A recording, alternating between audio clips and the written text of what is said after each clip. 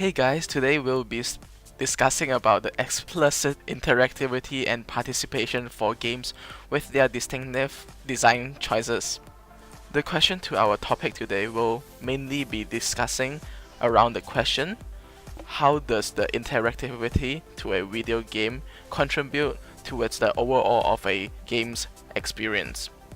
Today we'll be discussing about what makes it an interactive game, or what makes it a medium to be considered as an interactive game. There are many theories and debate on this matter over the decade.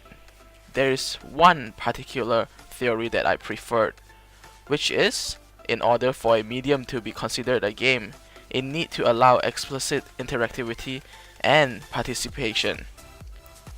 The idea of explicit interactivity and participation with their own design choices was also mentioned by Zimmerman in his article Narrative Interactivity, Play and Games.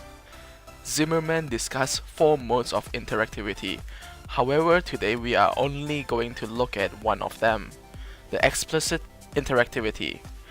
This mode of interactivity is most widely used in games, and most importantly dictate whether a medium is considered a game.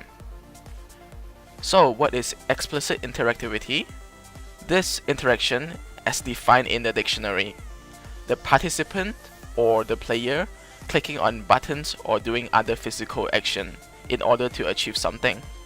However, explicit interactivity is more than just button smashing. Dynamically generated random events or story progression based on the player's choice of action are also part of this. A player's choice is meaningful as the final outcome will be different. Is smashing the buttons or holding on to a controller considered as interaction with the game itself? In my opinion, the answer is no.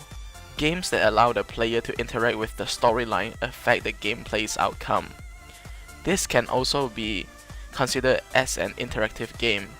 For example, in the game Heavy Rain and Kusoge, shows that there are different endings and or different epilogues at the end depending on each decision that a player make during the whole gameplay. In the game Kusoge, the game designer gave out a few choices to players and let them choose their own choices. For example, there are 2 sets of decisions pops up for the player to decide: skipping school or attend school by climbing over a fence. These choices will change the outcome of the game. Some choices will make the storyline shorter, and some will make it through longer time, such as this kind of ending from Kusoge. The same for Heavy Rain. Players get to choose some important key choices or dialogue in the game that will result to a different ending for the game. By doing what this creator has done for the game, they have reached their goal on attracting more game players to spend more time on their game. This makes them feel like they are quite important in this game and can change the game drastically. And so we have just discussed about the explicit interactivity and participation in a game. Now we will move on to the design choices for these games. Another important factor will be that games are a voluntary activity. Most games have a purpose of letting players enjoy the game or helping other players relieve of their stress. Games are no fun if a player is forced to play it, instead of wanting to play it for themselves.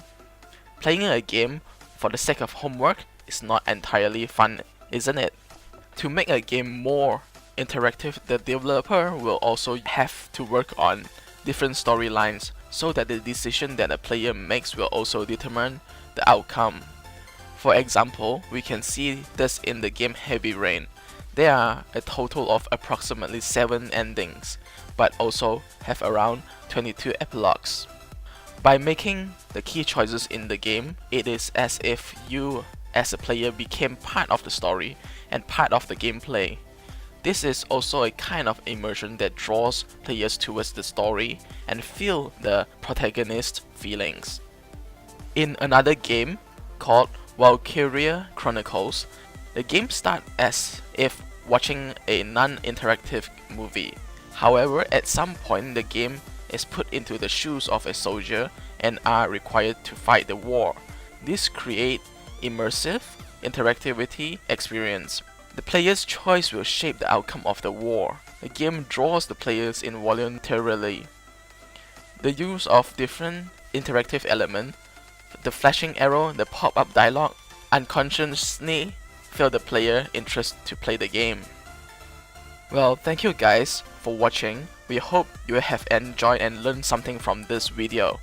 Please stay tuned for future videos like this.